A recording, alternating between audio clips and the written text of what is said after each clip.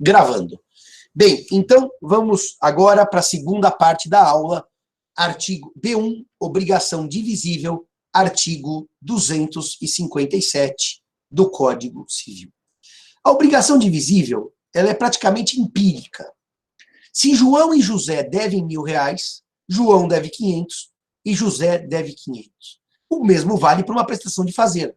Se Maria e Pedro se obrigam a fazer 500 camisas, Maria deve fazer 250 camisas e Pedro deve fazer 250 camisas. Portanto, a divisibilidade pode ser na obrigação de dar, mas também na obrigação de fazer. Não há nenhum problema.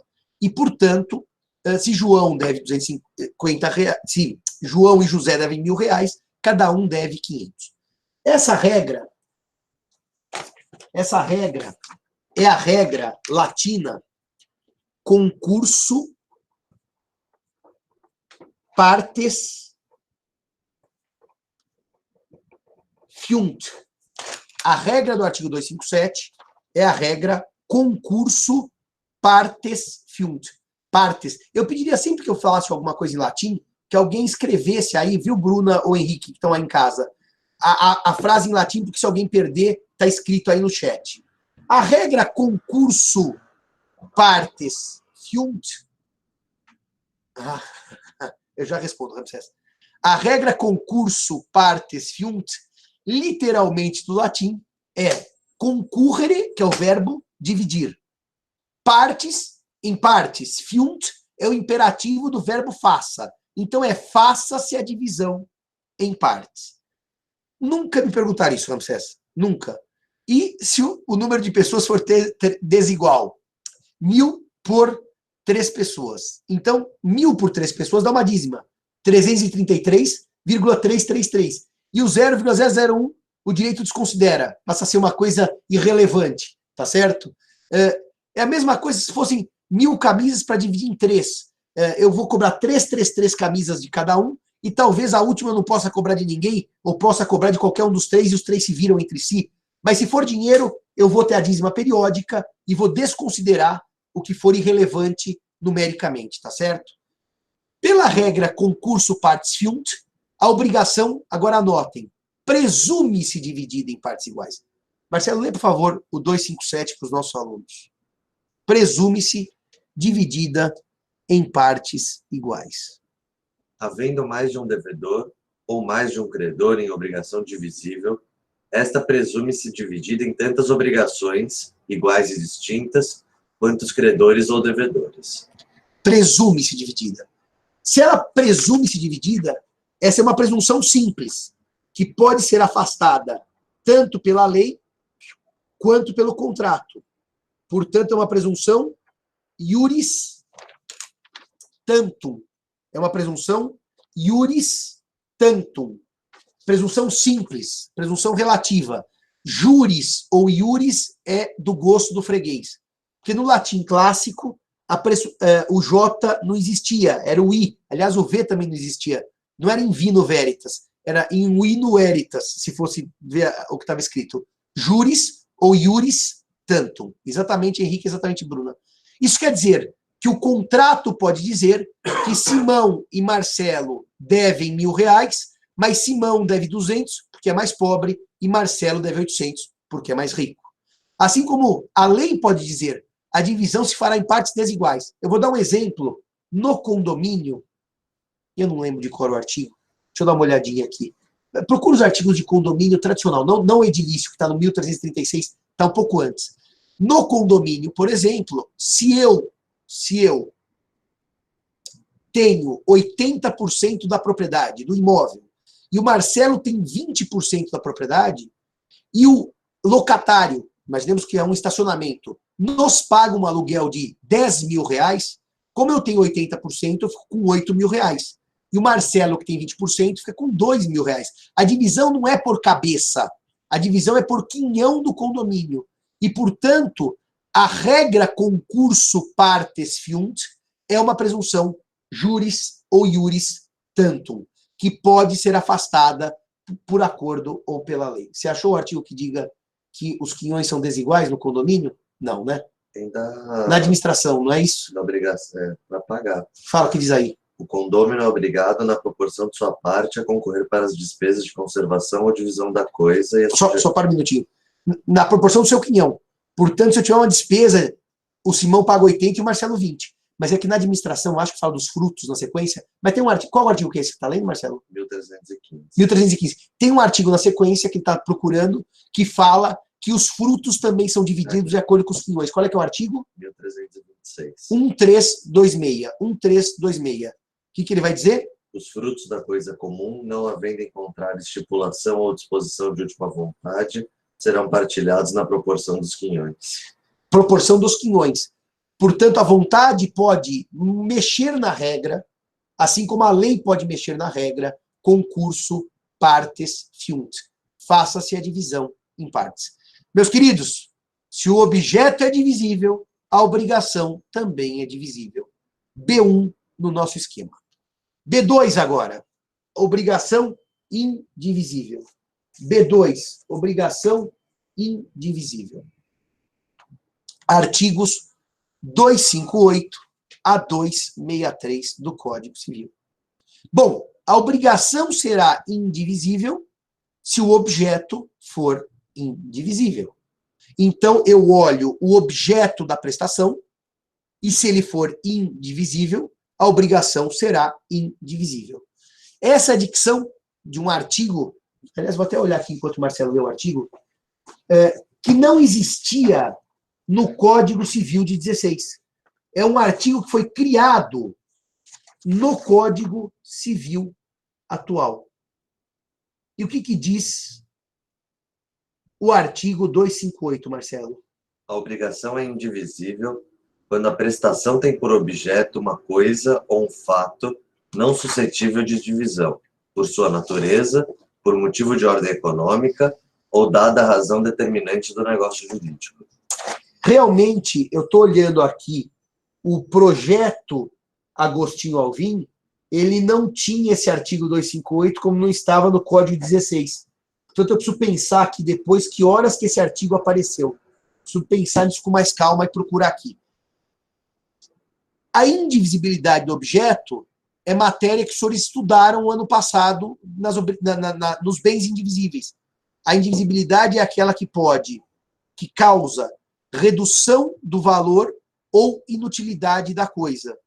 É por isso que eu falo que se eu devo o boi é indivisível, e se João e José devem o boi, eles evidentemente não podem entregar metade do boi. Como uma vez eu ouvi quando dava aula numa faculdade particular. Podem, porque basta fazer bife do boi. E eu expliquei que boi e bife não são exatamente a mesma coisa, porque têm utilidades distintas. Portanto, aqui, o objeto indivisível, para fins de exemplo, vai ser sempre o boi. Temos um problema aqui. E agora aqui eu vou retomar a ideia de Schuld e de Haftung. Depois eu preciso falar faxineiro. De Schuld e de Haftung. Por quê?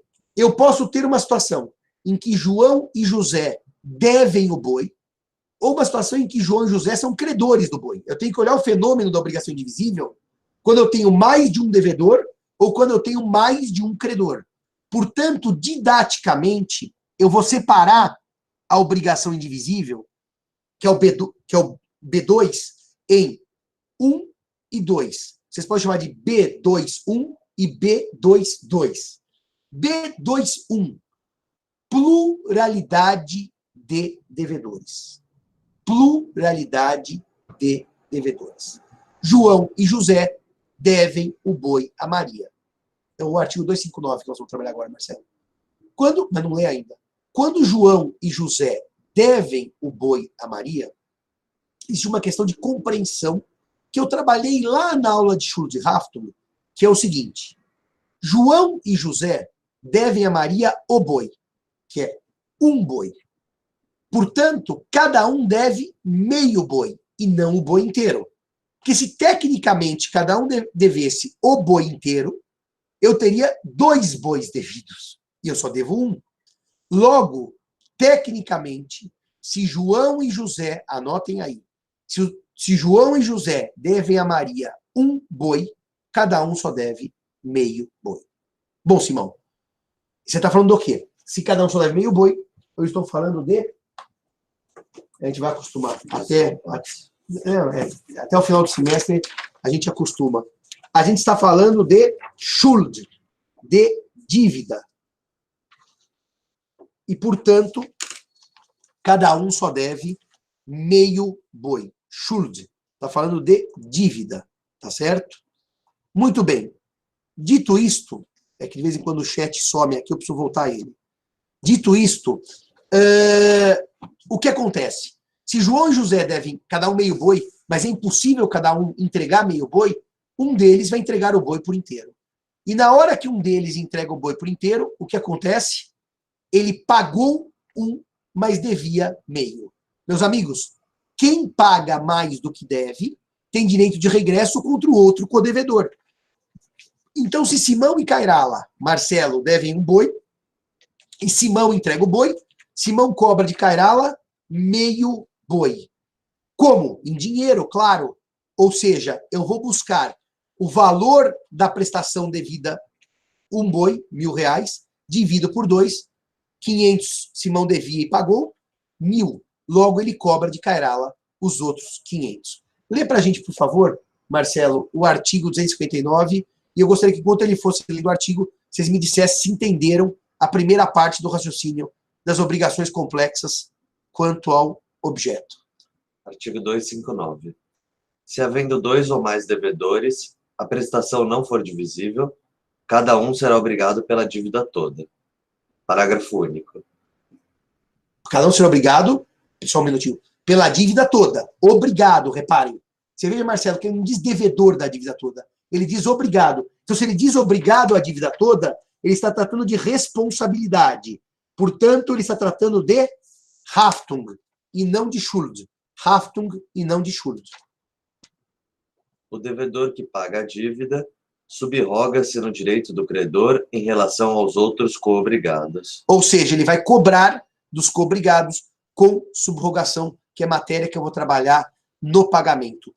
Que não é agora. De qualquer maneira, reparem, senhores, que pelo 259 eu devo uma parte e respondo pelo todo. Devo uma parte e respondo pelo todo. Responsabilidade e dívida. Devo menos e respondo por mais. Schuld é menor que Haftung. Dívida é menor que responsabilidade. Tudo bem até aqui? Só 3 pessoas responderam que sim. Os outros querem dizer que entenderam ou eu posso entender que todos entenderam? Tá. Por enquanto todos entenderam. Perfeito, meus amigos. Estamos com uma audiência altíssima. 124 inscritos. Aliás, eu vou mandar no grupo de professores da São Francisco para a gente fazer recorde. Quem são os professores mais assistidos via professores, nós vamos chamar troféu coronavírus, os mais assistidos virtualmente. Dito isto,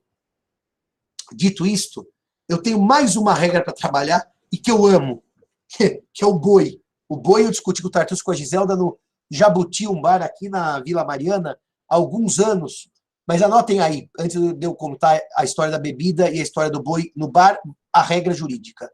Artigo 263. Vocês podiam, inclusive, viu, vocês têm um Facebook fechado dos alunos, fazer uma votação, as aulas mais assistidas virtualmente. Depois vocês avisam ao professor qual foi a aula mais assistida de todas. Eu estou com 124, estou muito orgulhoso. Dito isso, vamos lá. Perda do objeto na obrigação indivisível. Perda do objeto na obrigação indivisível. João e José devem o boi a Maria. João e José devem o boi a Maria. João e José resolvem fazer um churrasco e matam o boi. Houve culpa? Sim, houve culpa. Se houve culpa, o que acontece? Vamos fazer live stream de Clash Royale depois. Se a gente ficar em quarentena, eu só vou ver série americana e jogar Clash Royale. Mas vamos voltar aqui, senão eu me distraio. João e José devem o boi a Maria. João e José, por culpa, fazem um churrasco, matam o boi. Bom, se matam o boi, ambos culpados, eu não posso mais entregar boi. O que eu entrego? Nessa altura, os senhores já sabem, o equivalente do boi, mais perdas e danos. Então, vamos dizer que o boi valesse R$1.000, que eu chamo de equivalente. Mais R$500 de lucro cessante, que são perdas e danos. O prejuízo total pelo churrasco que João e José fizeram com o boi é de R$ 1.500, equivalente mais perdas e danos. Tudo bem? Como ambos foram culpados, ambos, João e José, devem R$ 1.500. Mas calma, calma que agora vem o pulo do gato. Agora vem o pulo do gato. Quanto o credor cobra de João e quanto o credor cobra de José? Isso é uma pergunta. Alternativa A, R$ 1.500 de qualquer um deles. Alternativa B, apenas 750. Vou repetir. O boi morreu, o boi custava R$ 1.000, o boi vale agora dinheiro, R$ 1.000, e mais R$ 500 de perdas e danos. Todos corretamente puseram a alternativa B. E por quê? Porque, agora anotem essa regrinha, que essa frase ela vai diferenciar a obrigação indivisível de Isso, Renato, obrigado. De obrigação solidária. Anota essa frase. A indivisibilidade está no objeto. A indivisibilidade está no objeto. Logo, dinheiro é divisível. Logo, a obrigação passa a ser divisível. Logo, quando vira churrasco e o boi vira R$ 1.000 mais 500 de perdas e danos, 1.500, a obrigação volta à divisibilidade. As perdas e danos têm algum limite com relação à prestação? Não. O credor pode provar perdas e danos enormes, ainda que a prestação seja pequena. Não há limites, não. Eu ponho 1.500 só para ajudar no exemplo. Cuidado só, Marcelo, com uma coisa. Deixa eu ver só uma coisa aqui do que você vai ler, porque eu não quero que você antecipe uma outra parte do debate. Lê, por favor, o 263 até o parágrafo 1º e não lê o parágrafo 2º, por gentileza. Perde a qualidade de indivisível a obrigação que se resolver em perdas e danos. Parágrafo 1º. Isso é a prova de que a indivisibilidade está no objeto.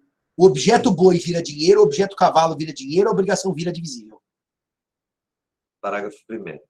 Se, para efeito do disposto neste artigo, houver culpa de todos os devedores, responderão todos por partes iguais. Responderão todos por partes iguais. Resultado, a obrigação regressa à regra concurso partes fiunt. Concurso partes fiunt. Problema lindo para resolver. Que foi o que me levou a um alto bate-boca com o professor Tartucci no bar do Jabuti, e que me levou a levar as jornadas de direito civil uma proposta de enunciado, porque apenas o professor Tartucci manteve uma posição que, no meu sentir, está errada. Qual é a regra em latim? Anotem aí de novo, Bruna. Concurso partes fiunt. Concurso partes fiunt. Quando eu falar em latim, isso, Henrique. Obrigado. Obrigado, Bianca. O que acontece agora, Marcelo? Eu vou te fazer uma pergunta, que agora que está virtual, está gravado. Isso aqui vai ser um vexame para você pro resto da vida. Ou não, ou enaltecê-lo. João e José devem o boi. Vamos falar de boi agora. João faz um churrasco, só João, e mata o boi. E come o boi. José, evidentemente, não teve culpa, porque a culpa pela prestação foi só de um deles. Então, agora reparem. Vamos pegar o papelzinho aqui. A hipótese aqui é que o equivalente é de 1.000 e as perdas e danos são de 500. No parágrafo 1º, ambos eram culpados. Então, nós dividimos 1.500 meio a meio. Aqui nós temos duas possíveis leituras. Primeira leitura. João, que foi o culpado, responde por 1.000. Responde pelas perdas e danos, que é de 500. Peraí, duas hipóteses. O culpado responde por 1.000, que é o equivalente, mais 500. E José responde por 0, porque afinal ele não teve culpa. Então o João responderia com exclusividade. O José estaria liberado do vínculo obrigacional. Ou João deve 500, perdas e danos, mais 500, que é metade do equivalente, e José deve apenas 500, que é o equivalente. Eu vou reexplicar, porque eu dei uma gaguejada aqui. Aliás, vou reexplicar tirando a parte de cima do exemplo. Quando João mata o boi e faz o churrasco, e José não teve culpa, primeira possibilidade de leitura do artigo. João, culpado, responde pelo valor do boi, 1.000, mais perdas e danos 500, com exclusividade. E José responde por 0 porque não teve culpa. Ou João responde por 500, que é o equivalente, metade, mais 500, que são as perdas e danos, metade, e José responde pelos 500, que é o equivalente, metade. Jamais pelas perdas e danos, que culpa ele não teve. E aí, doutor Marcelo, diga para mim, o que Vossa Excelência conclui dessa minha pergunta técnica? O culpado responde pela metade, mais perdas e danos, e o outro pela metade da obrigação. E o outro pela metade das obrigações. Ou seja, a culpa é de um só. E o culpado paga sozinho as perdas e danos. Correto que disse o Marcelo. E o Marcelo disse mais. O cavalo, ou o boi, que valia 1.000, cada um paga 500. Então, segundo a Ana Maria, é a letra B. Isso está certo. Isso é o que pensa a doutrina, se não unânime, porque o professor Tartucci retira a unanimidade, e é o que está aprovado no enunciado 540 do Conselho da Justiça Federal. Do Conselho da Justiça Federal. Eu vou ler o enunciado, os senhores vão ter aqui o texto dele. Havendo perecimento do objeto,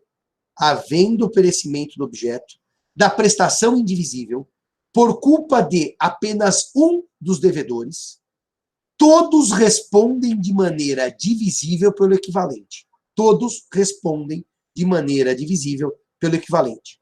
E só um, o culpado, pelas perdas e danos. E só o culpado pelas perdas e danos. Enunciado 540 do Conselho da Justiça Federal, do CJF.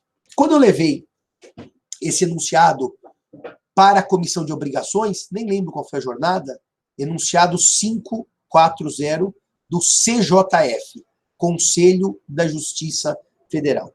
Quando eu levei esse enunciado para votação, Marcelo, estavam na Comissão de Obrigações,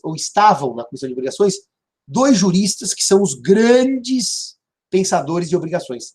Silvio de Salvo Venosa e Álvaro Vilaça Azevedo, meu pai acadêmico, que, aliás, se não fosse o coronavírus, ontem eu ia voltar a dar aulas de mestrado com o Vilaça, mas o coronavírus nos detonou, então vamos esperar as aulas voltarem. Mas, quando eu propus de enunciado, Marcelo, as pessoas levantaram a mão dizendo assim, mas esse enunciado é inútil, isso é óbvio, começou um debate. Eu disse, não é óbvio, porque há o professor Tartucci que discorda. E tem um detalhe que eu preciso contar para vocês. Ele discorda ancorado na obra de Maria Helena Diniz, para não dizê-lo só. Só que há um pequeno problema aqui. Maria Helena Diniz muda de opinião no seu curso de Direito das Obrigações, de Direito Civil, numa certa edição. Eu vou chutar um número, não vou falar edição de cabeça. 28ª. E quando o Tartucci afirmava escorado na Maria Helena, eu estava um dia no shopping, entrei numa livraria, falei, deixa eu ver se a edição mais nova da Maria Helena confirma a posição do professor Tartucci. E a posição da professora Maria Helena muda no decorrer da sua obra. Então, ele não tem apoio da Maria Helena nessa tese, que seria, mostrando para vocês aqui, a primeira, que o João responde por tudo e o José fica liberado, ele não tem apoio na tese de Maria Helena Diniz. Simão, mas tem algum outro que pensa como ele? No Código Civil comentado, bom, já que estamos aqui, vou levantar. Só um minuto.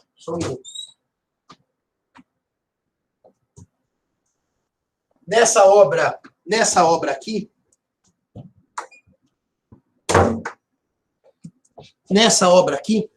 do professor Tepedino, Maria Celina Bodan e Heloísa Helena, o comentador do artigo diz o que diz o professor Tartucci. Mas essa posição minoritária não deve ser levada em conta. Aliás, o Marcelo vai ler agora o 263, segunda parte, parágrafo 2º, não é esse? Esse volume.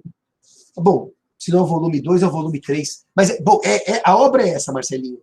Eu lhe garanto que a obra é essa. Ah, é? Então é o volume 1, eu mostrei o volume 2. Lê o 263, parágrafo 2º, enquanto eu vou pegar o volume certo. Se for de um só a culpa, ficarão exonerados os outros, respondendo só esse pelas perdas e danos.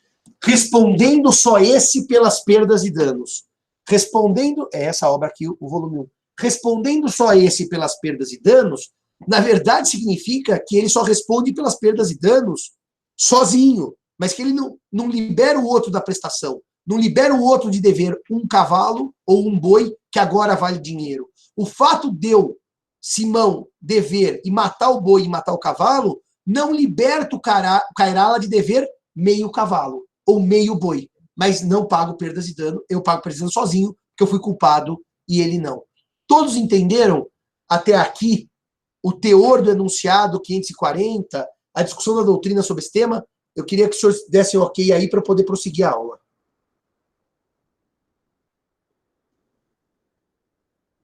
Será que ninguém está me ouvindo mais? Ninguém deu ok? Você disse que é pena civil.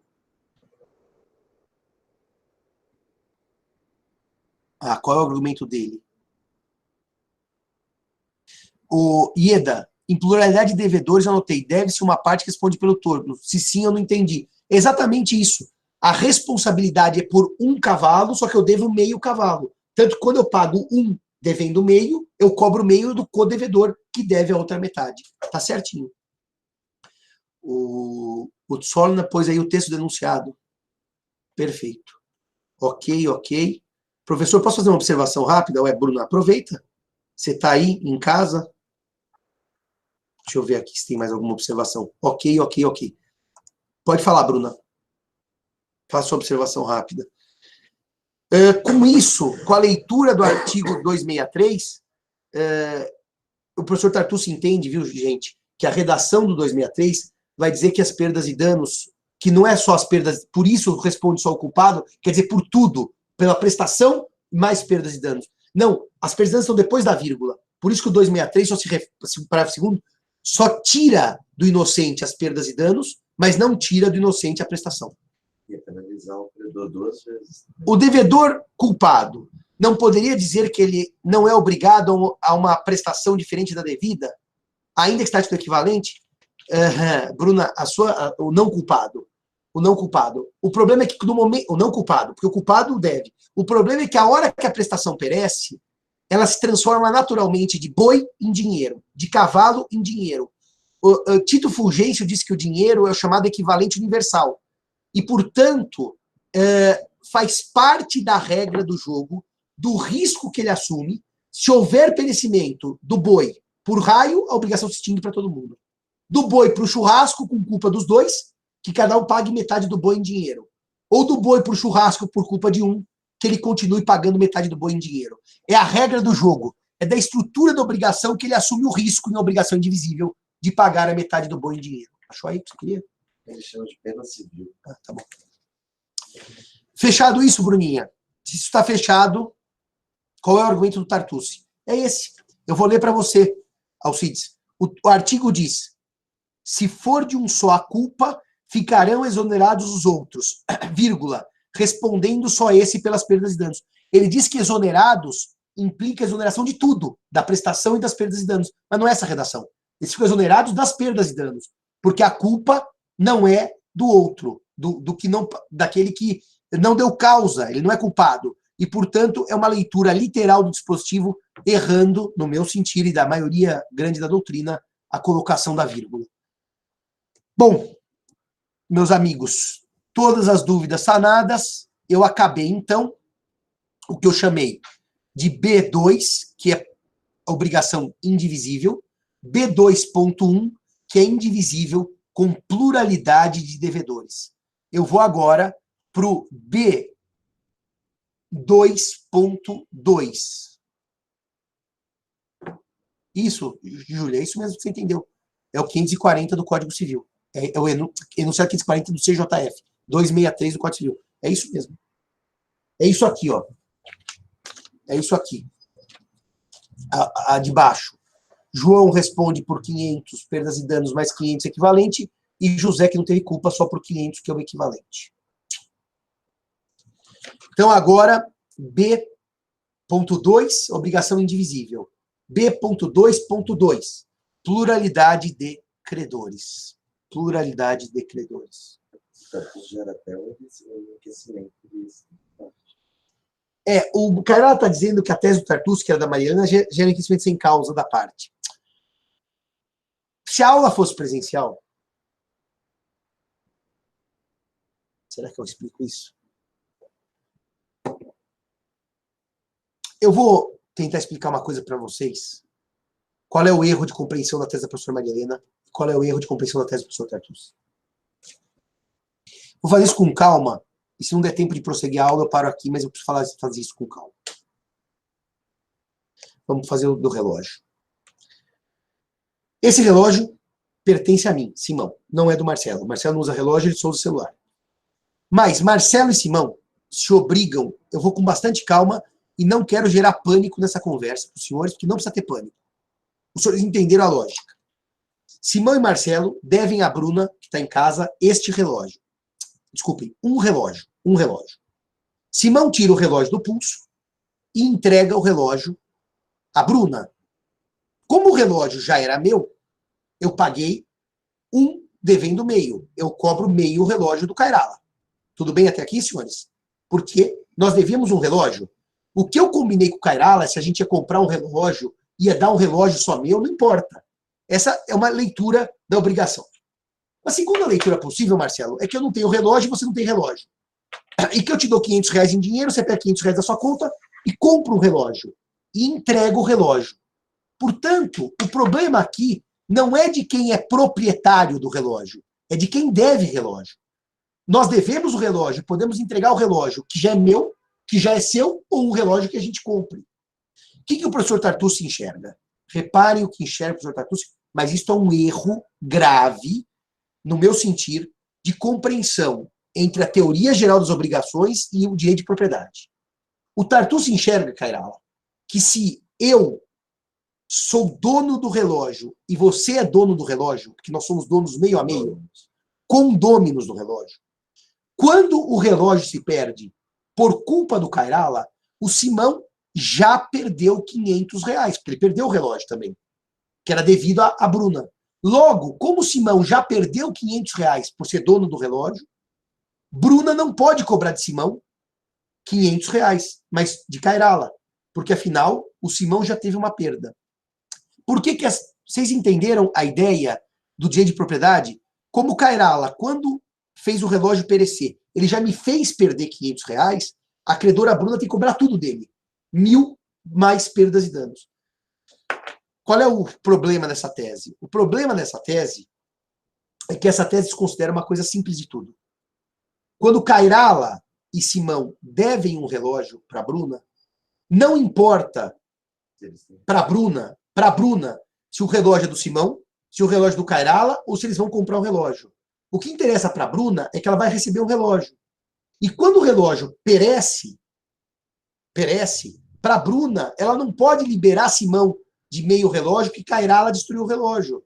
Porque ela estaria sendo prejudicada numa relação interna nossa, dos dois devedores. E na relação interna nossa, a Bruna, que é a credora, não tem nada a ver com isso. Portanto, se o relógio era de Cairala, de Simão ou de ambos em condomínio, nós podemos, numa ação própria, discutir os efeitos da perda do relógio de ambos, pelo Cairala, ou só do Simão, pelo Cairala, ou só do Cairala, pelo próprio Cairala, que daí o problema é do Cairala. Agora, o que nós não podemos é dizer que o combinado sobre o relógio atinge a Bruna, que a Bruna tem direito ao relógio, ela não perguntou de quem que é o relógio. Ela não está preocupada, o sistema jurídico está preocupado.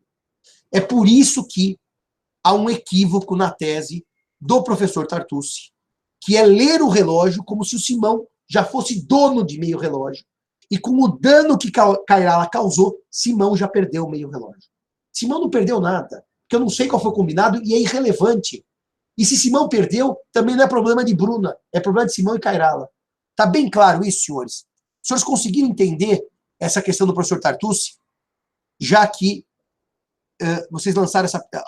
Quem me lançou essa pergunta aqui em cima? Eu já me perdi agora, já que um de vocês me lançou essa pergunta, qual é a posição do professor Tartucci? Bom, se todos conseguiram entender que para a Bruna credora é irrelevante quem é dono do relógio, qual é o combinado do Simão e do Cairala, Bruna continua com direito a meio relógio, mesmo que Simão não tenha culpa. Fechado isso, Alcides? Obrigado, gente. Então, B.2.2. Pluralidade de credores. Agora, Simão e Marcelo são credores de um cavalo e a Bruna deve o cavalo para nós. Se Bruna deve o cavalo para Simão e para Marcelo, Simão tem direito a meio cavalo. Marcelo tem direito a meio cavalo. Só que Bruna tem um problema. Ela não pode entregar meio cavalo para cada um. Ela tem que entregar um cavalo por inteiro. E aí surge um drama. E qual é o drama que surge? Se Bruna não pode entregar meio cavalo a Simão e meio cavalo a Marcelo, porque é impossível, porque a prestação é indivisível, a lei tem um verdadeiro pânico, pavor, que são os artigos 260 e 261, de construir a forma como eu entrego esse cavalo para Simão e para Cairala. Lê o 260, por favor. Se a pluralidade for dos credores, poderá cada um destes exigir a dívida inteira, mas o devedor ou devedores se desobrigarão pagando. Inciso 1. A todos conjuntamente... Então eu queria que você lesse o 261 antes. Então vamos inverter. 261. Se um só dos credores receber a prestação por inteiro, a cada um dos outros assistirá ao direito de exigir dele, em dinheiro, a parte que lhe cabia no total. Ou seja, Simão e Cairala são credores. Bruna entrega o cavalo a Cairala. Cairala não é credor de um cavalo, é de meio cavalo, mas está com um. Se Cairala não entrega em dinheiro a metade do cavalo para Simão, há um enriquecimento sem causa de Cairala. Portanto, reparem que, de novo, dívida e responsabilidade são desiguais. Porque eu devo uma parte, mas respondo pelo todo. Ou sou credor de uma parte, mas fico com o todo. Então, olha que coisa linda. Se dois são os credores do cavalo e um recebe o cavalo, esse outro que não recebeu tem direito ao dinheiro correspondente a meio cavalo. Dinheiro correspondente a meio cavalo.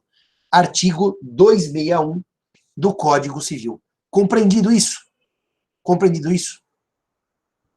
Deem ok, por favor, para poder prosseguir. Ok. Então, qual é o medo do sistema jurídico? O medo é que eu, Simão e Cairala sejamos credor de um cavalo, o Cairala recebe o cavalo por inteiro e some e não dá minha parte. Vamos sempre falar em cavalo valendo R$1.000. Ele recebe e não me dá R$500. Então, a lei cria mecanismos de evitar que um dos credores tenha prejuízo. E esses mecanismos, agora sim, estão nos dois incisos do artigo 261. Marcelo, faz a leitura do inciso primeiro, que eu já volto um segundo aqui, já volto.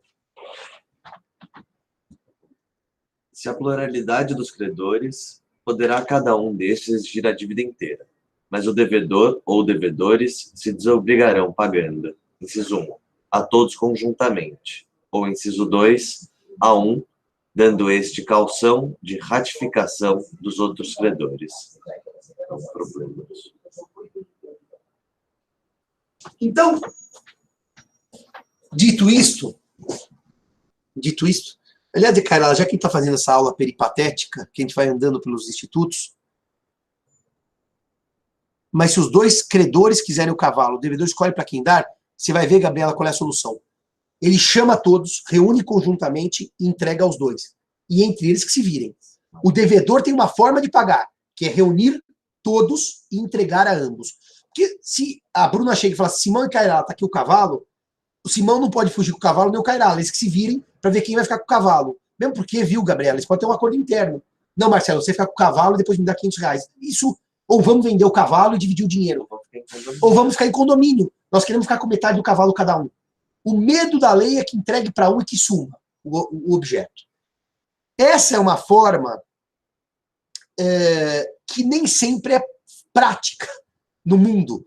O Cairala está, com o coronavírus, a epidemia, ele está lá em Lisboa e não pode voltar ao Brasil. E o Simão está no Brasil e não pode ir para Lisboa. Como é que vou reunir os dois para pegar o cavalo? Não dá. Tem que esperar acabar a pandemia.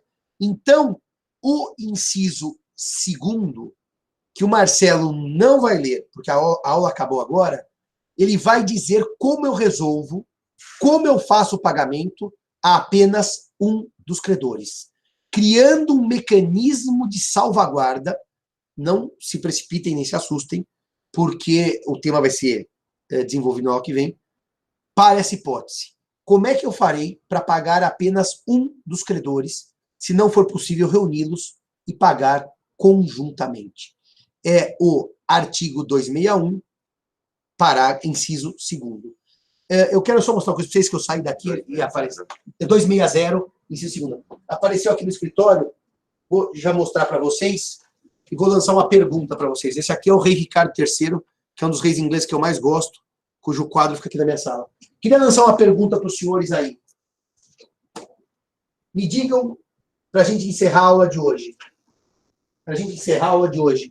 Os senhores acharam esse sistema, diante do momento de crise, de epidemia, pandemia, não como o ideal, mas acharam o sistema útil, o sistema consegue suprir as dificuldades, ou não gostaram do sistema?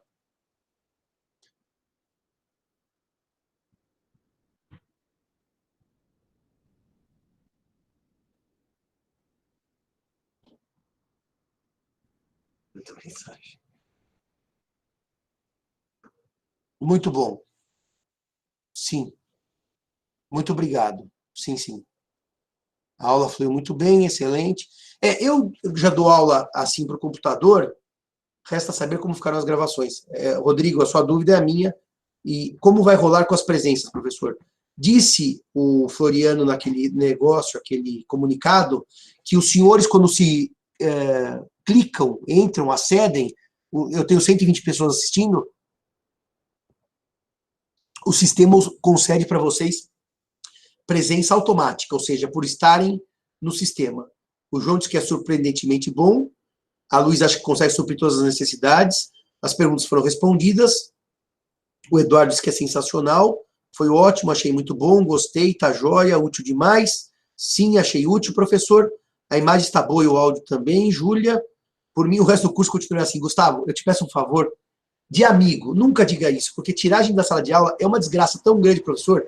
Eu espero que o vírus seja debelado em 2 dias, saia uma vacina, que a gente possa, na semana que vem, estar na sala de aula, dando aula para vocês, tá bom? Professor, o equivalente pago a outro credor pode vir a crescer de algum valor para compensar algum apego emocional pelo objeto?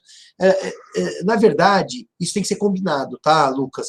Porque se eu devo cavalo, se a Bruna deve cavalo ao Marcelo e ao Simão, ela vai entregar o Marcelo e ao Simão e nós vamos ter que dividir. Ou o condomínio do cavalo, ou fica com o cavalo e paga o outro. Isso é um combinado nosso. Mas apego emocional, etc., tem que estar no contrato. Se não tiver no contrato entre Simão e Marcelo, é meio a meio com relação ao valor do cavalo.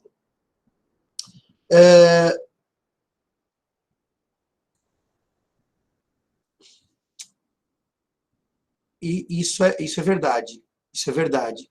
Se a presença for verificada assim, quando formos assistir as gravações, ficaremos sem presença. Tem razão. A 1314 está de processo. A nossa presença será computada? Eu vou verificar isso, meus amigos. Como esse problema é para amanhã, porque hoje só é a aula da turma que pode assistir, que eu estou no horário, eu vou olhar de amanhã, porque eu vou informar que a aula está gravada e não faz sentido eu refazer a aula inteira. Talvez eu entre aqui online, Marcelo, na hora da aula da outra turma, os senhores se clicam, se logam e não vão assistir a aula. Os senhores vão assistir a gravação, porque não faz sentido eu repetir, tá certo? Então, vai ter um mecanismo para que vocês não tenham prejuízo, evidentemente, ninguém quer tirar aula de ninguém, nem atrapalhar ninguém, tá certo? Mike, não haverá problema. Onde ficaram as gravações? Eu não sei onde ficaram as gravações, mas o Marcelo sabe, né, Marcelo? Explica isso para eles. Vem cá para frente da câmera, Marcelo. Vocês vejam que o professor Simão, ao contrário do William Bonner, não está dando aula de bermuda. Estou de calça jeans, ó, e sapato. E o Marcelo está com roupas não convencionais. Senta aí e explica para eles agora, para a gente poder encerrar a aula. Tudo bem, gente? Bom dia.